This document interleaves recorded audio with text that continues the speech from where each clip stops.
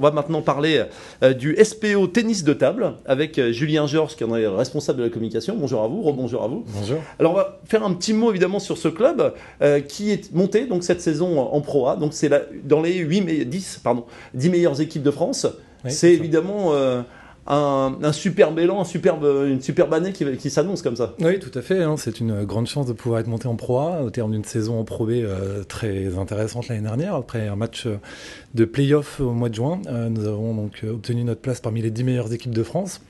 La Pro A est considérée aussi comme un championnat, un des meilleurs championnats d'Europe, où on a l'occasion de voir des joueurs qui sont classés dans les 30, 20 et peut-être même 10 meilleurs mondiaux.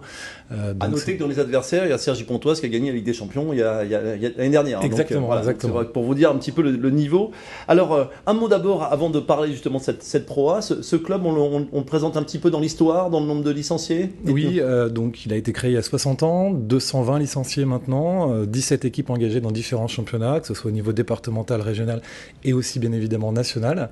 Donc un des 10 meilleurs clubs en France et sans doute le plus gros club en Haute-Normandie. D'accord. Et d'ailleurs, il y a un superbe duel. C'était le cas face à Caen. Ouais. C'était le cas face à Caen il y a quelques jours de ça. Tout à fait. Un match nul intéressant. Un très bon match. Voilà, un très beau match. Alors, ce qui est toujours intéressant à découvrir dans le tennis de table, c'est vrai que malheureusement, c'est un peu le cas d'ailleurs dans le football sur les très très hauts niveaux, il y a de moins en moins de joueurs issus de la région, même issus de France, qui sont dans ces équipes.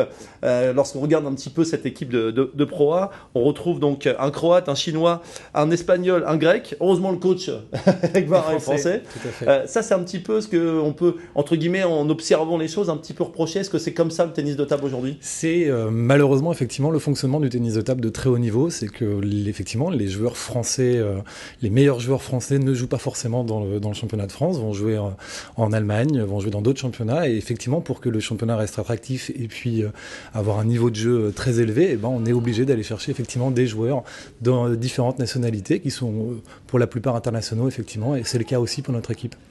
Donc ça veut dire qu'il sera compliqué d'avoir quelqu'un de l'agglomération, quelqu'un de la Haute-Normandie qui puisse jouer en équipe élite à un moment donné ? Sur du court terme, ça va être un petit peu compliqué, effectivement, il ne faut pas se cacher les choses. Par contre, nous, notre objectif d'ici 1 an, voire 2 ans, c'est de pouvoir jouer avec un joueur chinois et puis 1 ou 2 joueurs français, donc dans les meilleurs, bien évidemment, pour pouvoir être compétitif en Pro A. Donc le SPO Tennis de Table a des grandes ambitions dans les années à venir, si j'ai bien compris. On l'espère, on va déjà effectivement essayer de se maintenir cette saison en Pro A, mais après l'idée c'est de faire évoluer le projet et pourquoi pas jouer une Coupe d'Europe d'ici 2 saisons.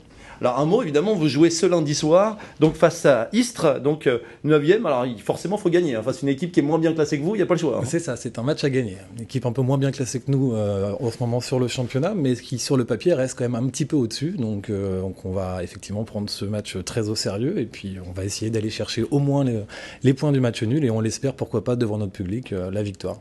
Alors comment ça se déroule un petit peu ? C'est vrai qu'on voit en ce lundi, vous avez un match le lundi, des fois c'est le mardi.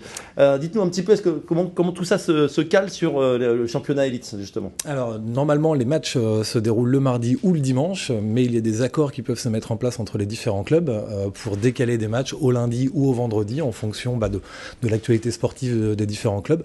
Voilà, nous ça nous arrangeait de jouer ce match ce lundi soir, donc on l'a décalé, mais c'est un petit peu une part d'incertitude effectivement puisque nos spectateurs sont habitués à venir voir les matchs le mardi. Là, ce soir, c'est un lundi. Donc, on espère effectivement remplir le stade, notre gymnase ce soir comme tous les autres mardis. Alors, ça joue quoi ? Tous les 15 jours à peu près, c'est ça l'équivalent ? À peu près, oui, tous les 15 jours. Après, il y a des périodes où il y a des championnats d'Europe ou du monde qui sollicitent les joueurs et donc on est obligé de décaler un petit peu. Mais globalement, oui, c'est toutes les 2 semaines à peu près. D'accord. Et vous jouez où à Rouen ? Donc au gymnase Colette Besson, l'ex-gymnase Pélissier qui est situé rue Chanzy. D'accord. Et la fréquentation à peu près, on a vu quelques images, il y a du monde, hein ? Oui, il y a du monde là depuis l'année dernière et encore plus depuis la fin de saison dernière. On arrive entre 400 et 500 personnes. Le stade est quasiment... le gymnase est rempli quasiment à chaque match. Donc non, ça fonctionne bien, effectivement, on a du monde. La salle devient trop petite. Voilà. Un mot pour ceux qui ne suivent pas. Donc vous êtes quoi ? Il y a 4 adversaires, il y a des matchs, il y a du double, comment ça fonctionne ? Pas de double, non. 3 adversaires dans le cadre de 6 matchs, au meilleur des 6 rencontres. Donc on peut gagner 4-1, 4-2 ou sinon match nul, 3 partout. D'accord.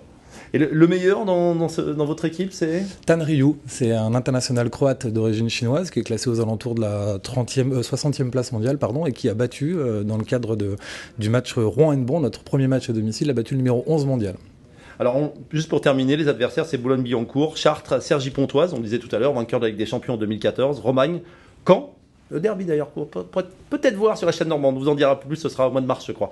Istres, Jura, Angers et Hennebont, voilà. Et vous êtes 8e, donc avec 2 nuls et des défaites, voilà, tout simplement. Et un match nul face à Caen, on disait tout à l'heure, victoire face à Istres obligatoire ce soir. Merci beaucoup. Voilà, à bientôt parce qu'on va parler régulièrement du SPO tennis de table. On passe